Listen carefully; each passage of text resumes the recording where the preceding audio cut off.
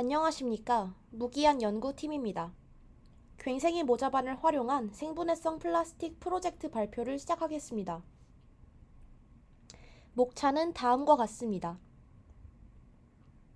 화면에서 왼쪽에 보이는 사진은 숭실대학교 에브리타임에 올라온 게시물입니다. 여러 종류의 쓰레기들이 분리수거되지 못한 채 무분별하게 버려진 모습을 볼 수 있습니다. 특히 일회용 플라스틱 컵 쓰레기의 경우 플라스틱 컵과 종이 컵홀더가 분리되지 않고 함께 버려지는 경우가 많다는 것을 알 수 있습니다.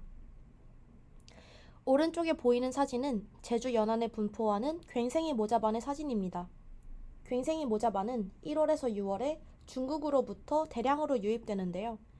악취가 나고 미관을 해친다는 문제가 있을 뿐만 아니라 해양 환경을 훼손시키며 선박사고를 초래하는 등 경제적 피해와 인명피해의 원인이 되고 있습니다.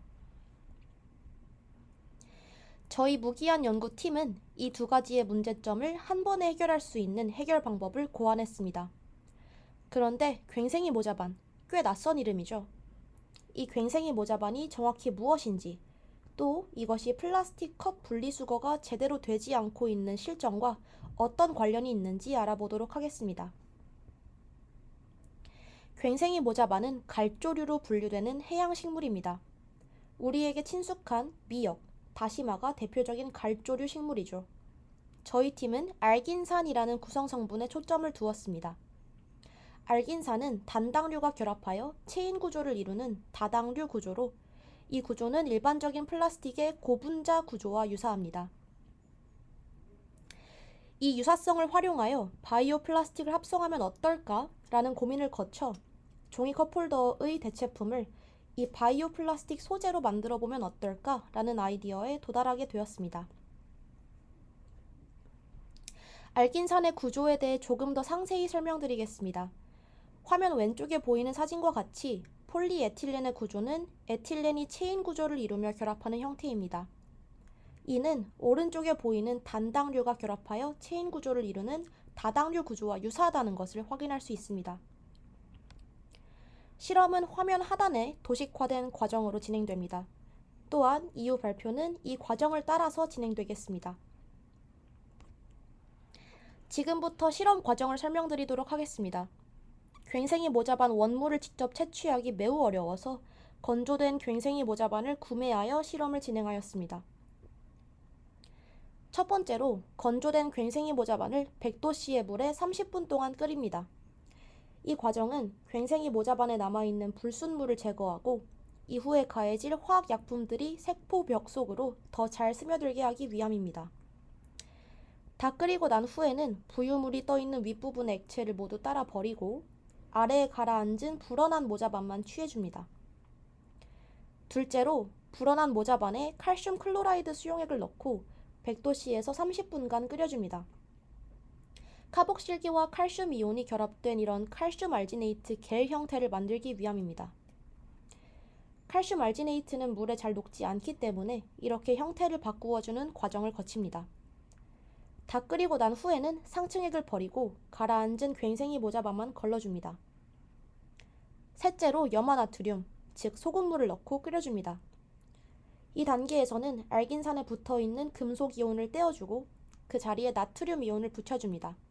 마찬가지로 상층액은 버리고 다음 단계로 진행합니다. 넷째, 소듐 카보네이트를 넣고 끓여줍니다. 이 단계는 용액의 pH를 10 정도로 조절해서 소듐 알지네이트 형태를 만들고 알긴산이 물에 더 잘 녹게 만들어주는 과정으로 매우 중요합니다. 세포벽을 분해하는 효과도 있기 때문에 이 단계를 마무리하고 나면 용액이 끈적끈적한 죽처럼 변합니다. 다섯 번째로 이 점도 높은 용액에서 괭생이 모자반의 잔여물, 건더기를 모두 버리고 끈적한 액체 부분만 걸러냅니다. 보통 여과장치로 뷰흐너 깔때기를 사용하는데 거르려는 용액이 점도가 높고 걸러내야 할 입자의 크기도 커서 배보자기를 사용하여 사진과 같이 직접 여과를 진행했습니다.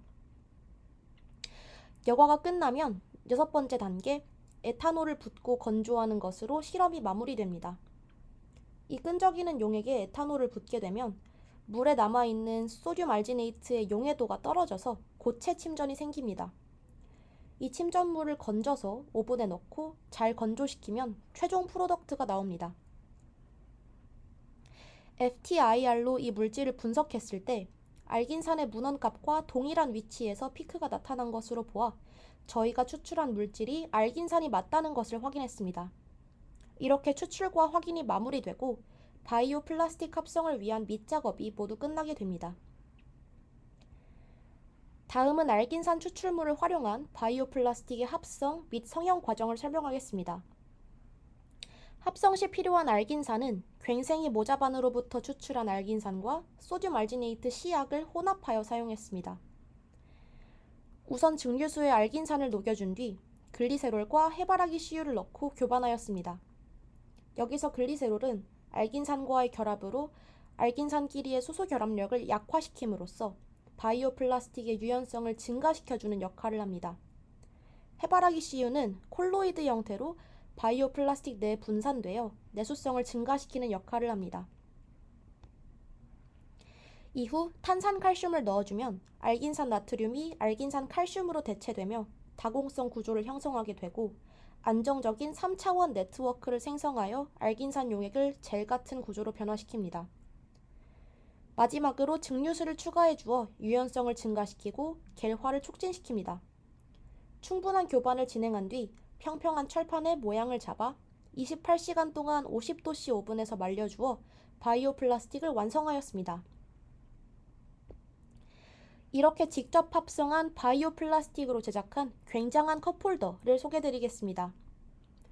화면에 보이는 사진은 괭생이 모자반에서 추출한 알긴산으로 만든 바이오 플라스틱의 모습입니다. 매우 가볍고 고무와 실리콘처럼 질기고 탄성이 있는 물성을 가지고 있어서 부서지거나 깨질 염려가 없고 형태를 자유자재로 변형할 수 있다는 장점을 가지고 있습니다.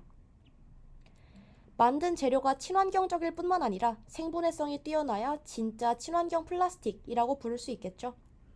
저희 조는 생분해성 테스트를 위해 흙에 약 7일 동안 묻어두고 경과를 관찰하였습니다. 불과 7일 만에 생분해가 진행되었음을 확인할 수 있었습니다. 또한 알긴산 바이오 플라스틱이 컵슬리브로서 역할을 해낼 수 있는지 확인하기 위해 기존에 사용되고 있는 종이 컵슬리브와의 열전도도를 비교하는 테스트를 진행했습니다. 3분 정도 뜨거운 물이 담긴 컵에 슬리브를 밀착시킨 뒤 온도를 재보았을 때 두 컵 슬리브의 온도에 큰 차이가 없음을 확인하였습니다. 일반 컵홀더보다 조금 더 혁신적인 디자인을 보여드리고자 수많은 프로토타입의 컵홀더 전개도를 연구한 끝에 결정된 굉장한 컵홀더의 최종 전개도는 다음과 같습니다. 평소 사용하시던 일반 컵홀더와는 매우 다르게 생겨서 생소하실 수 있습니다. 겹쳐진 입구를 벌려서 사용하는 일반 컵홀더와는 달리 중앙에 보이는 틈으로 컵의 밑부분을 밀어넣어 사용하도록 설계되었습니다.